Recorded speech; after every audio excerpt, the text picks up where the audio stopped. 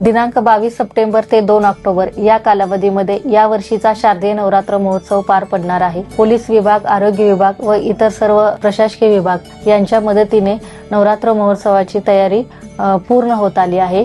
दरवर्षीच्या शारदीय नवरात्र महोत्सवासोबत यावर्षी आपण सांस्कृतिक कार्यक्रम देखील आयोजित केले आहेत। दिनांक 22 सप्टेंबर ते 30 सप्टेंबर या 9 दिवसाच्या कालावधीमध्ये सैनिक शाळेच्या प्रांगणामध्ये हे कार्यक्रम होणार आहेत। यामध्ये लोकसंगीत, भक्ती संगीत, शास्त्रीय संगीत यासोबतच ड्रोन शो सारखे आधुनिक सादरीकरण देखील होणार आहेत। यावर्षी अजून एक महत्त्वाची आनंदाची बाब अशी की राज्याच्या पर्यटन विभागाच्या प्रमुख महोत्सवाच्या यादीमध्ये आपल्या शारदीय नवरात्र महोत्सवाला देखील स्थान मिळालेले आहे। ही मंदिर प्रशासनासाठी आणि सर्व भाविक भक्तांसाठी अत्यंत आनंदाची बाब आहे।